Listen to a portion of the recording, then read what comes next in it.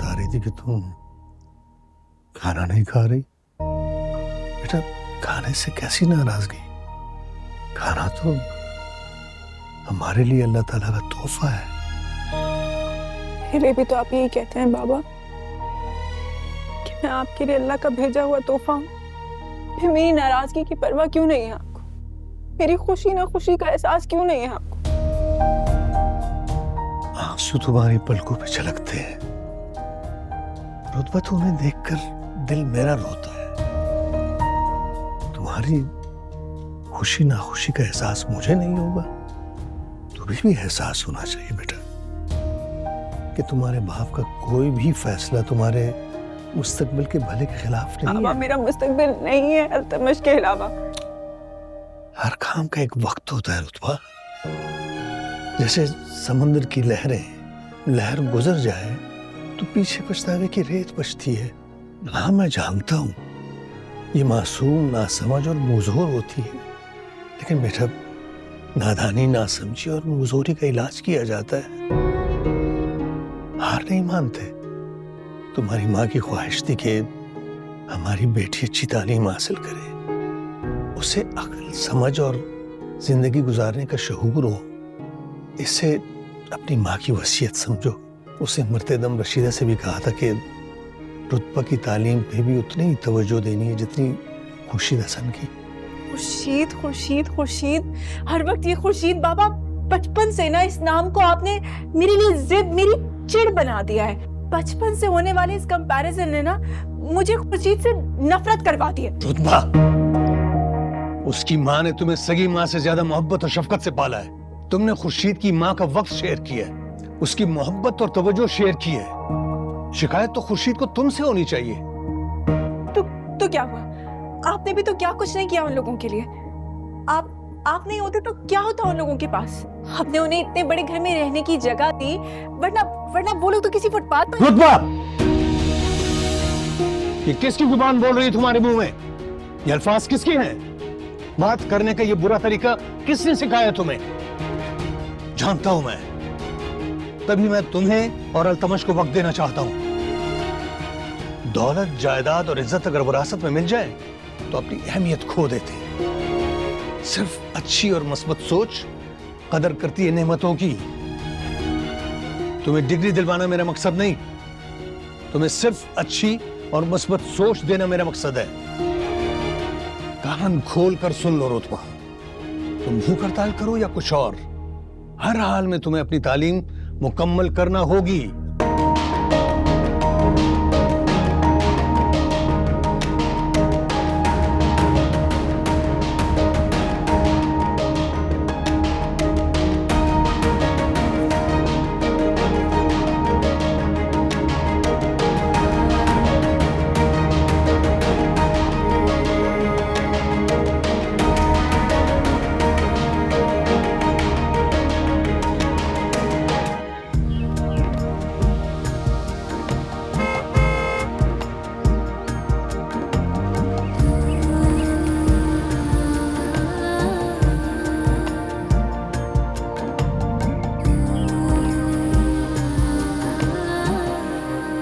शुक्र है तुम दोनों आ गई।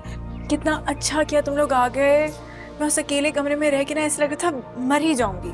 ओफ अल्लाह, ये इश्क कम वक्त लोगों को कमरे में कैद करके बैठा हुआ है और खुद बाहर आजाद घूम रहे। इस इश्क पे भी कोई हथकड़ियां डाल दिया, वरना हम दोनों ना हुजूर में मारे जाएंगे। चलो मेरे साथ बाहर आओ, मैंने बहुत सारी बातें करनी आज।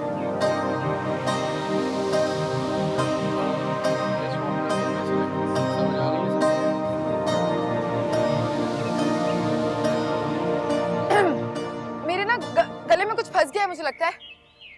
खर खर खुर्शीद, शीदे। तुम्हें पता है खर का क्या मतलब होता है? गधा। अब अगर थोड़ा बहुत पढ़ लिख लिया होता तो ये तो पता ही होता। आप लोग जाओ सारे, अगली क्लास में समझा दूंगा। जाओ। पता है, इंसान के नाम से उसकी पर्सनालिटी का अंदाजा होता है। अब भाई जिस बंदे का नाम ही शीदा हो तो उसकी पर्सनालिटी क्या होगी? पता है इंसान की हैसियत और औकात का अंदाजा कैसे लगाया जाता है? उसकी जबान से। सारी नेमतें होने के बावजूद, महंगे तरीन स्कूलों में पढ़ने के बावजूद, अगर इंसान की सोच छोटी रह जाए ना, तो वो इंसानियत से गिर जाता है। और गधा भी उससे बेहतर होता है।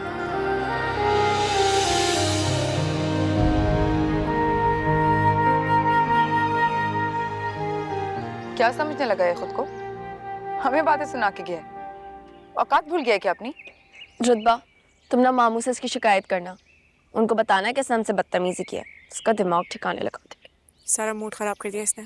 छोड़ो इसे, आओ मेरे रूम में चल के चाय पीते हैं। ए, चाय अब हम अल्तमश के घर जाके पियेंगे। तैयार हो जाओ, बुलाया उसने तुम्हें।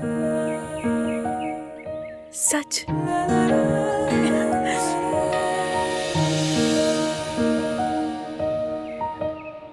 मैं अल्तमश को अच्छी तो लगूंगी ना? उसे मेरे ऊपर ये रंग बहुत अच्छा लगता है। हाँ, अच्छा है। बस एक प्रॉब्लम है। क्या? किसी खेत में उगा हुआ चुकंदर लग रही हो। इसकी बातों पे यकीन नहीं करना। जेलस हो रही है। बहुत प्यारी लग रही हो। You're such a sweetheart. और तुम तो हो ही बचपन से पटाखा। Side mind. सही लग रही हो ना? बिल्कुल परफेक्ट। दुल्हन की तरह तैयार तो हो गई हो। मामू से पूछा?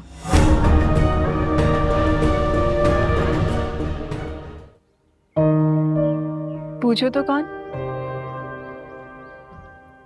वही जिसे देखे बगैर ना मेरी सुबह होती है ना मेरी शाम।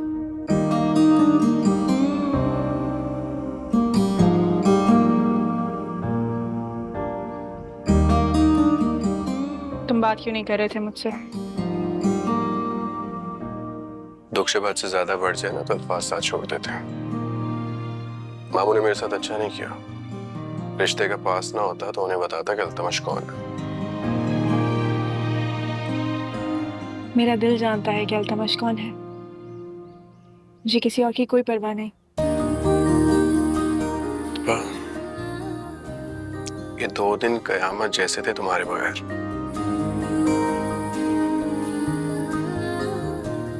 तुमसे दूर रहना मेरे लिए मुमकिन नहीं है।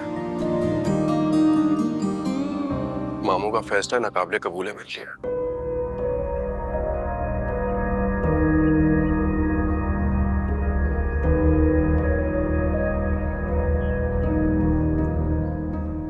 बाबा का फैसला मेरी जिद के आगे रेत की दीवार जैसा है। मुझे जिंदगी में सिर्फ तुम्हारा साथ चाहिए और कुछ भी नहीं। मेरी बात सुनो रुतबा। तुम मामू को इतना नहीं जानती जितना रौनक खाला और माँ जी जानती है। एक बार मामू जिद पर आ जाए ना तो किसी रिश्ते, किसी मोहब्बत का पास नहीं रखते। बाबा ऐसे नहीं है अल्तमश।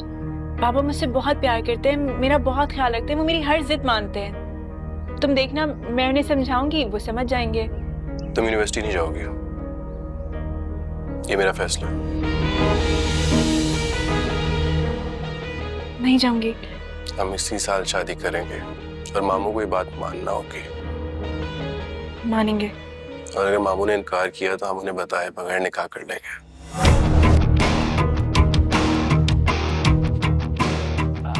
अल्तमश ऐसा कैसे हो सकता है? हम बाबा को बताए बगैर निकाह कैसे कर सकते हैं? बाबा नाराज हो जाएंगे। नहीं नहीं, तुम बाबा को जानते हो, हम ये नहीं कर सकते ना। तुम भी तो मुझे अच्छी तरह से जानती हो ना। एक बार जो ठान लूं करके रहता हूँ। मेरी जिंदगी नहीं गुजरी तुम्हारे बगैर। तुम्हारा साथ चाहिए मुझे हर हाल में। मामू की नाराजगी, मामू का गुस्सा सब बर्दाश्त कर लूंगा मैं। बस तुम्हारा साथ चाहिए मुझे।